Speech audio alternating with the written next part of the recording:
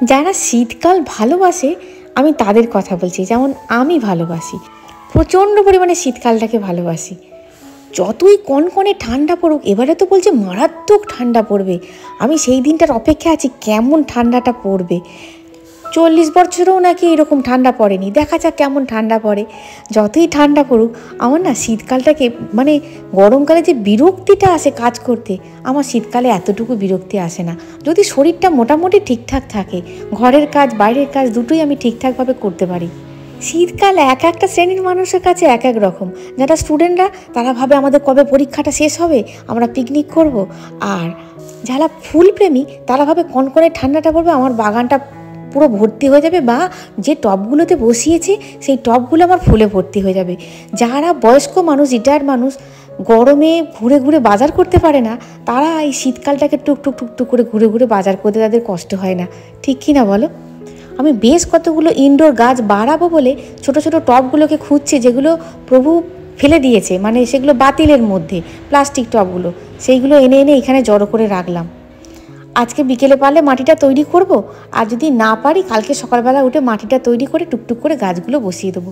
এগুলো দেখতে এমন বিচ্ছিরি লাগছে, কিন্তু ধুয়ে মুছে পরিষ্কার করার পর না, যখন গাছগুলো বসাবো আর যখন মানে জায়গায় জায়গায় নিয়ে গিয়ে রাখবো, তখন কিন্তু ভারী সুন্দর লাগবে। সবটুকুই তোমাদের সঙ্গে শেয়ার করব।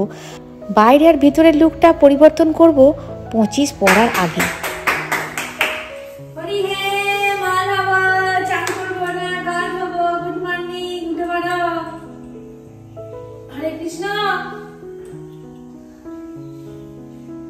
লেপের ওয়ার্ড একটা সুন্দর মতন বানাতে হবে। গত বছর বানিয়েছিলাম, ওটা ভালো হয়নি। হরে কৃষ্ণ হরে কৃষ্ণ হরে কৃষ্ণ।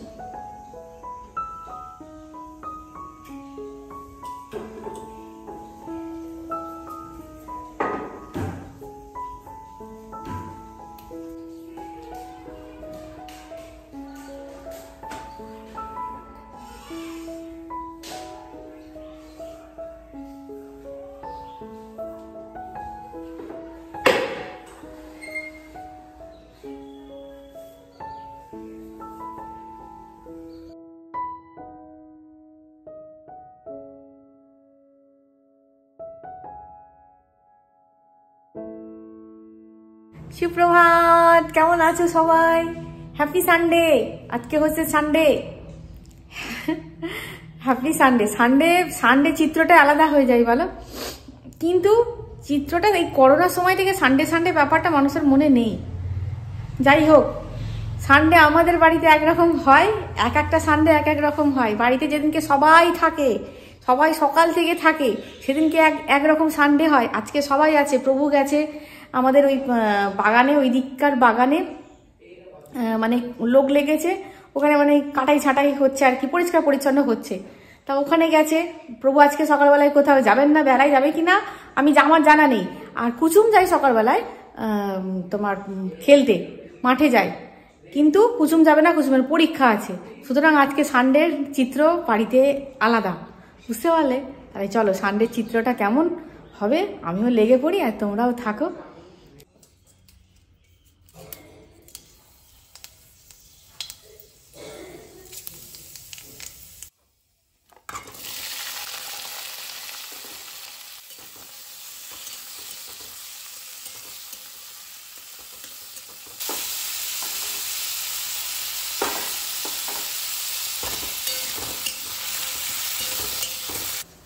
ঠাকুর ঘর পরিষ্কার করে গোপালকে তুলে বসিয়ে রেখে দিয়ে মুখ ধুইয়ে আমি, গোপালবাবু আমি আসছি, তুমি তো কিছুক্ষণ অপেক্ষা করবে, তুমি তো বুঝতে পারছো আমি একা মানুষ, আর ওরা বুঝতে পারবে না। কেননা আজকে দেখো, যাদের চাকুরিজীবী হয়, যাদের মানে প্রভুরা, তাদের বাড়ির চিত্রটা সানডের একরকম মনে হয়, আর যাদের প্রভুরা ব্যবসাদার হয় না, তাদের সানডে বলে কিছু থাকে না। বাড়িতে যেদিনকে সবাই থাকে, সবাই মিলে একসঙ্গে ব্রেকফাস্ট হয়, সবাই মিলে দুপুরবেলা একসঙ্গে খেতে বসা হয়, সেই দিনকে হয় ব্যবসাদারদের বউদের সানডে। ব্যবসাদারদের বউদের ওই সানডে কি মন্ডে কি সব সপ্তাহে সারা সপ্তাহে মনে হয় একই রকম। এদিকে আলু চচ্চড়িটা বসিয়ে দিয়েছিলাম, আলু চচ্চড়িটা সিটি পড়ে গেল। আলু চচ্চড়িটা সাদা আলু চচ্চড়ি খাবে। কুচুম বলেছে সাদা আলু চচ্চড়ি আর লুচি খাবো।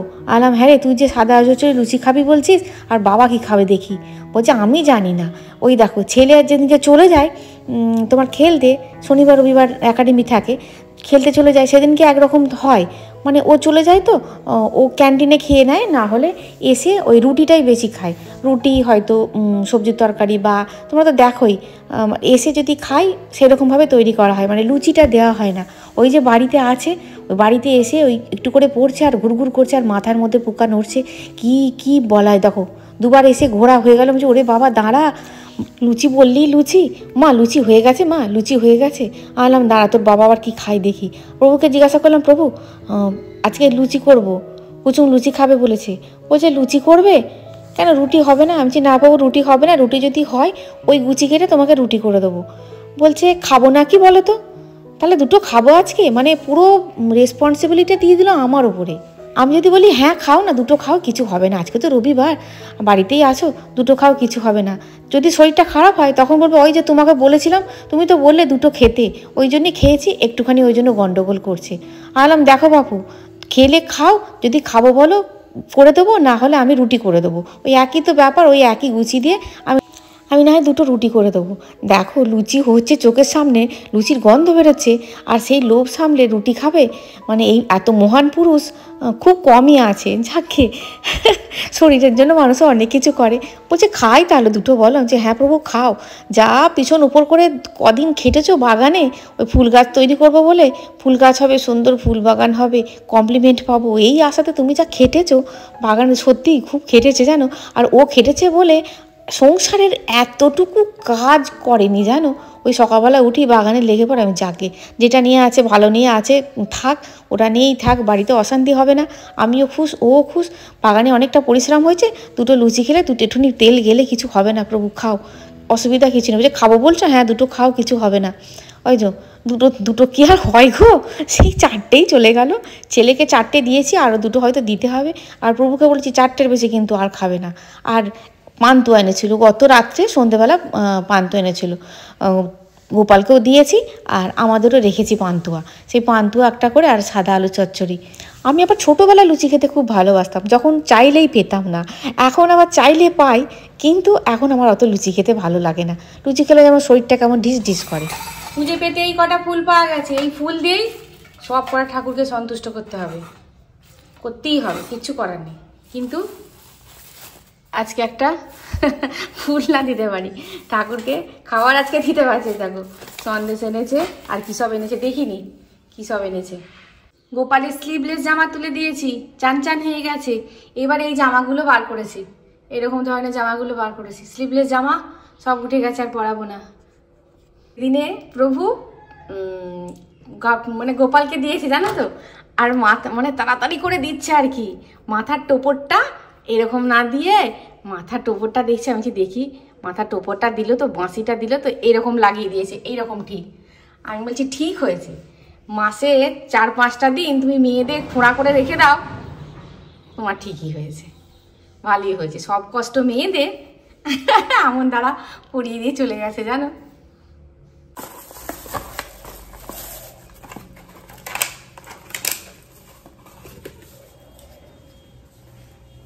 নলেন গুড়ের কালাকাঁদ, এবার কালাকাঁদ হবে নলেন গুড়ের। এখন কি জানি কেমন গুড় দিচ্ছে, এক এক জায়গায় নলেন গুড়ের কালাকাঁদ না এত সুন্দর হয়। বাবা এটা আবার কি, ব্যাস আমাদের এখানকার এই দই মিষ্টি, তোমার এই কি বলে নলেন গুড়ের দুধে পুলি। ফুল না দিতে পারি ঠাকুরকে এখনো, ঠাকুর বলবে হ্যাঁ তুই কি দিচ্ছিস, আমি জোগাড় করে দিয়েছি, দিয়েছি তাই দিয়েছি, তাই হলো।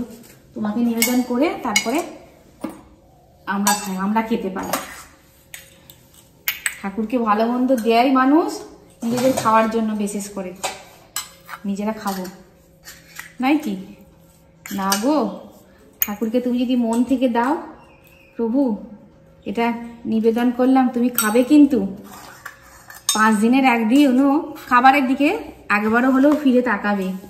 খাই কিনা জানি না, আমার মতন তুচ্ছ মানুষের নিবেদন করা জিনিস, কিন্তু একদিন হলেও তাকাবে।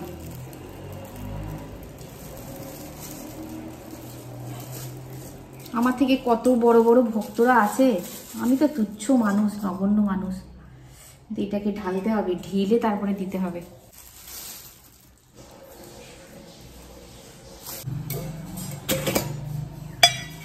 সব দিলাম না, এই দুটো রেখে দিই। এই টিফিন বক্সটা খুব ভালো হয়েছে জানো, পিঁপড়ে ঢোকে না, পেঁয়াজ দেওয়া তো পিঁপড়ে ঢোকে না।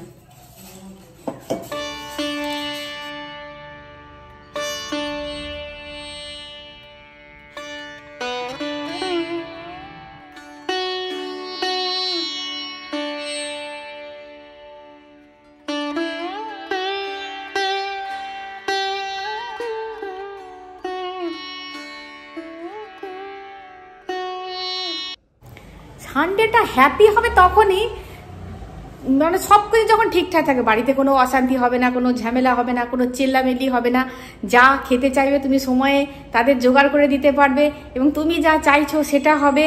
হ্যাঁ, সব নিয়ে হ্যাপি সানডে বলো। ওদের এক একদিন হ্যাপি সানডে হয়, আর যেদিনকে ওদের হ্যাপি সানডে হয় সেদিনকে আমার আনহ্যাপি সানডে হয়, বুঝতে পারলে? বৌদি ভাত মাছের বাসন, আর সুবল পুঁই শাক নিয়ে গেছে, বুঝেছ? হ্যাঁ, লেদি পিসি নিয়েছে, কবির নিয়েছে। এবার আমাদের তুলবো। সব করে ডক কেটে নেবো দিকে, দুটো দুটো। সন্টু দেখা জিজ্ঞাসা করে, সন্টুতে যাচ্ছে পুঁই শাক খাবে কিনা। পুঁই শাক খান, সার ছাড়া পুঁই শাক। হ্যাঁ, আর দেখো তোমাদের দাদা, সিকিমের দাদার গান খুব ভালো লেগেছে আমার বন্ধুদের, জানেন? বন্ধুদের একটু থ্যাংক ইউ বলে দিন। Thanks for all friends of Shrabani. ঠিক আছে, তুই সবসময় আমি দেখি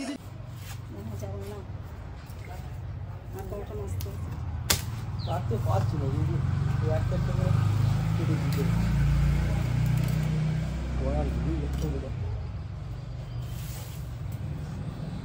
ফুল গাছ থেকে না, বুঝলাম এইখানে একটা শুরু এক হাত চওড়া করে মাচা করে, মাচা না একটা লাঠি বাঁধবো, বেঁধে তাতে তুলে দেবো, জড়ি বাঁচের মতো ইয়ে করতে ছুটি করতে।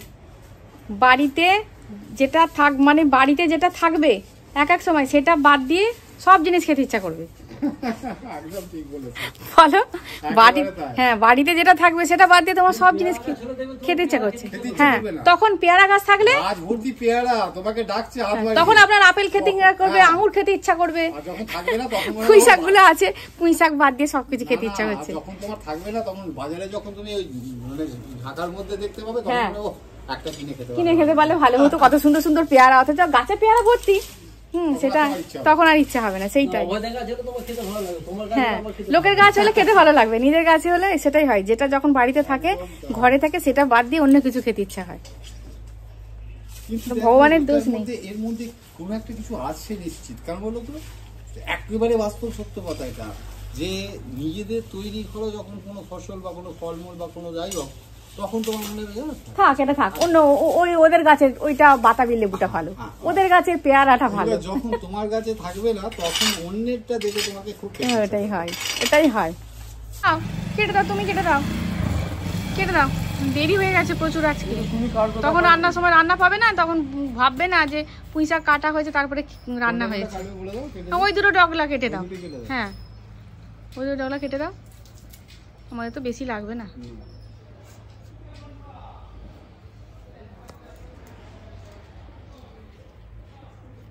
এবার এইগুলো থেকে বেরোবে তো, ওইগুলো খাওয়াবে, এই দুটো হবে না? হ্যাঁ, না ওতেই হবে। আর একটা ডগ আছে ঘরে, ওই সুবল নিয়ে গেলে একটা ডগ আছে ঘরে, ওতেই হয়ে যাবে। আজকে আমার একটু অন্য ধরনের কিছু খেতে ইচ্ছা হচ্ছিল, জানো? আজকে আমার এই পুঁই শাক আর খেতে ইচ্ছা হচ্ছে না। প্রভুকে বললাম, কি বললাম সেটা তোমাদের বলছি না। প্রভু বলছে, আজকেই তোমার এসব খেতে ইচ্ছা হচ্ছে? আজকে আমার এতটুকু সময় নেই। আমি আবার কি বললাম, আমার নিজের ইচ্ছা আমার নিজের মধ্যেই রেখে দিলাম। যা আগে চলো, ও পুঁই শাকগুলো হয়েছে, পুঁই শাকগুলো কেটে খেতে পারছো না? ঠিক আছে পুঁই শাকই হোক। ওই কুমড়ো, মূলো, আলু সব দিয়ে একটা পুঁই শাকের চচ্চড়ি করছে, আর একটু মাছের মাথা হলে ভালো হতো। বলছে এখন মাছের মাথা পাই কোথায়? বললাম হ্যাঁ সত্যি তো পাই কোথায়। মাছ হবে না মাংস হবে, যাই হোক মধ্যবিত্ত বাঙালি, হ্যাঁ সানডে মানেই একটুখানি মাছ, না একটু ভালো মানে টাইপের মাছ এসেছিলো, ইলিশ মাছ। প্রভুকে বলেছি খবরদার ইলিশ মাছ নেবে না, এই সময় ইলিশ মাছ একদম ভালো হয় না। আমি গত বছর নিয়েও ঠকেছি, সেদিনও বিশাল ঠকেছি। আর একদম ইলিশ মাছ নয়, চন্দনা ইলিশ খাবো ইলিশ বলে, ওই চন্দনা ইলিশ মাছ, খয়রা মাছকে ইলিশ মাছ বলে খাবো, সেটাই ভালো, দরকার নেই, অত পয়সা আমাদের নেই। আর হ্যাঁ, সেদিন তোমাদের কি বলেছিলাম, বেবি ডল না চায়না ডল আমার মনে পড়ছে না। কালকে রাত্রেবেলায় আমি প্রভুকে বলছি, প্রভু দেখেছো বেবি ডলের পাতাগুলো কি সুন্দর গ্লেজ দিচ্ছে? তখন বলছে দাও ওটা বেবি ডল নাকি, এটা চায়না ডল তো, মানে চায়নাদের পুতুলগুলো যেমন হয় চকচকে তেমন। আমি আবার ভাবছি আমি সেদিনকে তোমাদের কি বললাম, বেবি ডল না চায়না ডল, কি জানি কি বলেছি, এটা কিন্তু চায়না ডল। আবার এবার একটা দুটো পাতা আবার কেমন পোকাই খাচ্ছে। রোদটা ঝাঁঝটা মানে একটুখানি রোদ লাগাতে হবে নাকি বুঝতে পারছি না, দুদিন না গেলে বুঝতে পারবো না। আর এই দেখো 3টে কলা এরকম পেয়েছে, পাক ধরে গেছে, বাঁদরের জ্বালায় এই ভিতরে এনে রেখে দিয়েছে। আরো ভিতরে রাখতে হবে, জানলা দিয়ে বাঁদর দেখলে বাঁদর ঢুকে কলার কাঁদি নিয়ে টেনে নিয়ে চলে যাচ্ছে, বুঝতে পারলে? বাগানে রাখলে চড়ে নিয়ে যাচ্ছে, ঘরে রাখলে বাঁদরে নিয়ে যাচ্ছে, কোথায় রাখবে বলে তো পেটেও তো ঢোকাতে পারবে না অত একসঙ্গে, ঠিক কি না বলো? আজকে সানডে কি রান্না হয়েছে দেখো, ডিম আলুর ঝোল, সোয়াবিন দিইনি, ডিম আলুর ঝোল, সোয়াবিন বলেছে একজন শেয়ার করতে, সোয়াবিন যেদিনকে করবো সেদিনকে তোমার সঙ্গে শেয়ার করবো। আর এই যে চচ্চড়ি, আলাটনে আম বার করে চাটনি করবো, দূর আর ভালোই লাগলো না। এই হয়েছে আজকে রান্না। এবার একটু ঠান্ডা ঠান্ডা লাগছে, আজকে একটু ঠান্ডা ঠান্ডা পড়েছে। ভিডিওটা ছেড়ে দিয়ে বেরোবো আমি, না ভিডিওটা শেষ করা হয়নি, মানে কালকে যে ভিডিওটা দেব সেই ভিডিওটা শেষ করা হয়নি। কমেন্ট সেকশনে একজন লিখেছো যে আমার বাড়িতে খুব ঘুঘু আসছে, ইউটিউবে একটা এমন জায়গায় দেখলাম আমার কীরকম ভয় ভয় করছে। হ্যাঁ জানি না ইউটিউবে কি বলেছে, তবে আমি যেটুকু জানি সেটুকু তোমাদেরকে বলছি, এর থেকে হয়তো অনেকে বিশদ জানতে পারে। যাই হোক, ঘুঘু একটা ভীষণ নিরীহ প্রাণী, জানো তো, নিরীহ পাখি। অনেকে কথাটা আছে না, বাড়িতে ঘুঘু চড়িয়ে দেবো বা বাড়িতে ঘুঘু চড়বে দেখবি। হ্যাঁ দেখো, কারোর অভিশাপে বাড়িতে ঘুঘু চড়ে না, বা ঘুঘু চড়াও খারাপ নয়।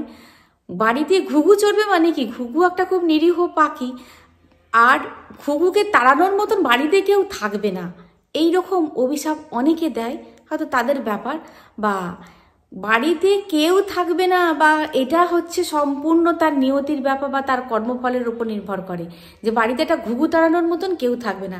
এটা মানুষ একটু ভীত হয়ে যায় যে বাড়িতে ঘুঘু চড়বে, মানে বাড়িতে ঘুঘুটাকে তাড়ানোর মতনও কেউ থাকবে না। এটা স্বাভাবিক একটা ভয়ের একটা ব্যাপার। কিন্তু ঘুঘুর সঙ্গে বাস্তুর কোনো সম্পর্ক নেই, কোনোরূপ সম্পর্ক নেই। ঘুঘু একটা প্রচণ্ড পরিমাণে নিরীহ পাখি। আমাদের এখানে, আমি শহরের কথা বলতে পারবো না কারণ আমি শহরে থাকি না, আর কোনোদিন থাকিনি। আমি গ্রামের ব্যাপারে বলতে চাইছি, আমি যখন সকালবেলায় পাখিদের খেতে দিতে যাই তখন 100 খানার মধ্যে প্রায় তোমার 60 খানা আসে ঘুঘু পাখি। তাতে কি হয়েছে? তারা তো খাবারের জন্য এখানে ওখানে ঘোরে, তাদের একটা জায়গায় তো থাকলে হবে না। আর আমাদের গ্রামের কথা বলছি, আমাদের চারদিকে ধান টান সব উঠে গেছে, তারপরে পাকা ফল জাতীয় কিছু নেই, তারা খেতে পাচ্ছে না, তার জন্য আসছে। একদম ভয়ের কোনো কারণে ঘুঘুর সঙ্গে কোনো বাস্তুর কোনো সম্পর্ক নেই। প্রত্যেক বাড়িতেই কিছু না কিছু ঘুঘু ঘোরে, কোনো না কোনো। আজকে হয়তো চারটে ঘুরছে, কালকে হয়তো একটাও ঘুরছে না, তারপরের দিন হয়তো 6টা ঘুরছে। ঘুঘু কিন্তু বাড়ির আশপাশেই দেখতে পাওয়া যায়, বাড়িতেই দেখতে পাওয়া যায়। এর সঙ্গে বাস্তুর কোনো সম্পর্ক নেই। বাস্তুর সঙ্গে যদি কোনো সম্পর্ক থাকে সেটা হচ্ছে পায়রার। সেটা কি সম্পর্ক সেটা একদিন অন্য একদিন বলবে না যেন, কবে বললে না এই তো বলবো ঠিক একদিন বলবো। বাস্তুর সঙ্গে পায়রার একটা সম্পর্ক আছে, কিন্তু ঘুঘুর কোনো সম্পর্ক নেই। ঘুঘু একদম নিরীহ পাখি, বুঝতে পেরেছো? হাই, অযথা ভয় পাওয়ার কোনো কারণ নেই। ঘুঘুর সঙ্গে কি হয়েছে, ঘুঘু আসবে, খেতে দেবে তাকে।